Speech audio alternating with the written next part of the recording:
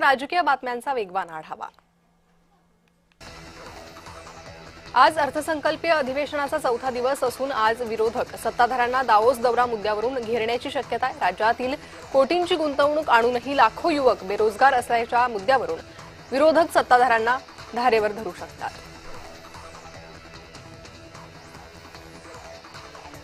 हिंगोलीत शरद पवारांच्या राष्ट्रवादीला भाजपने धक्का दिलाय। हिंगोलीतील नेते आणि माजी मंत्री जयप्रकाश दांडेकर यांचे पुत्र भाजपात प्रवेश करणार आहे। भाजप प्रदेशाध्यक्ष रवींद्र चव्हाणांच्या उपस्थितीत प्रवेश होईल। जिल्हा परिषदेच्या सत्ता स्थापनेसाठी खासदार सुनील तटकरे, उद्योगमंत्री उदय सामंत तसेच उपमुख्यमंत्री एकनाथ शिंदेंमध्ये बैठक झाली आहे। मात्र जिल्हा परिषदेच्या तिढा सुटता सुटेना असं चित्र आहे। रात्री झालेल्या बैठकीत कोणताही सकारात्मक तोडगा निघाला नाही अशी माहिती आहे।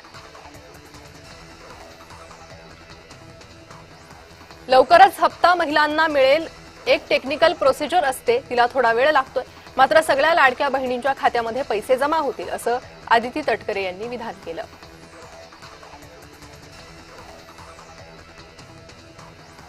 रायगड जिल्हा परिषदेमध्ये राष्ट्रवादी आणि भाजप आधीपासून युतीत होते। खरं तर आम्ही 3 पक्ष केंद्रात आणि राज्यात एकत्र आहोत। आता जर 3 मित्र पक्ष रायगडमध्ये एकत्र आले तर त्यावर चर्चा केली जाईल असं आदिती तटकरे यांनी विधान केलं।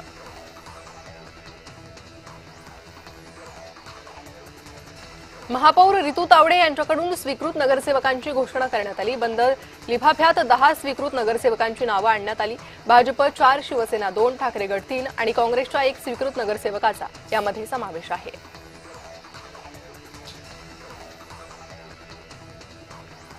नई बॉटल में पुरानी शराब अशी म्हण आहे। 80,000चं बजेट आहे।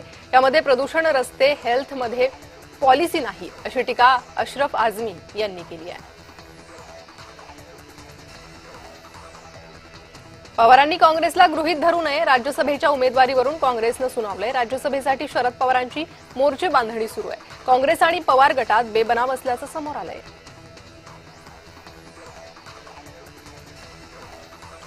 ठाणे महापालिकेची नियोजित महासभा स्थगित करण्यात आली आहे। स्वीकृत नगरसेवक वेटिंगमध्ये आहेत।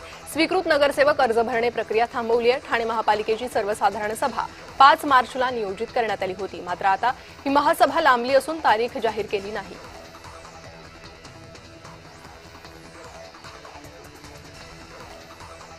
शरद पवारांच्या राष्ट्रवादीचे नेते जयंत पाटलांनी मुख्यमंत्र्यांची भेट घेतली। पुणे बाजार समिती गैरव्यवहार प्रकरणी भेट घेतल्याची माहिती पाटील यांनी दिली आहे।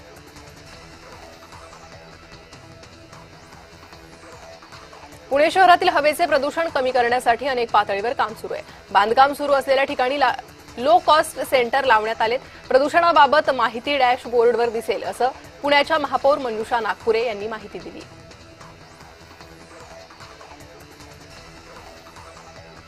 जय महाराष्ट्राच्या बातमीदारीचे विधिमंडळात पडसाद उमटले। चंद्रपूरचा किडनी घोटाळा प्रकरण सभागृहात चर्चेला आला। आरोग्य राज्यमंत्री पंकज भोयर यांनी किडनी प्रकरणी कारवाईचे आश्वासन दिले।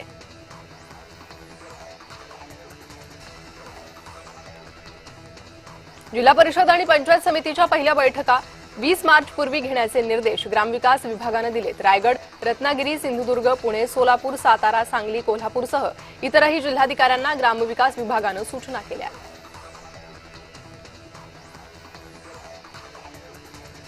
राज्यपालांचं अभिभाषण म्हणजे मंत्रिमंडळाचं भाषण होतं। बोल वो रहे है, शब्द हमारे है, 3 इडियट सिनेमातील डायलॉग म्हणत जयंत पाटलांनी राज्यपालांच्या अभिभाषणावर टीका केली आहे। शक्तीपीठ महामार्गाविरोधात मी बोलतो म्हणून माझ्या मतदारसंघातून हा महामार्ग चाललाय। तीर्थक्षेत्र माझ्या तालुक्यात नाही तरी आणला। शक्ती नाही दिली तरी चालेल, पण शक्तीपीठ रस्ता नको अशी टीका जयंत पाटील यांनी शक्तीपीठ महामार्गावर केली आहे। मुंबई गोवा महामार्गाचं काम लवकर पूर्ण झालं पाहिजे। अनेक वर्ष रखडले, कोण उत्तर देत नाही। सरकारनं उत्तर द्यावी अशी मागणी आमदार निलेश राणेंनी केली आहे।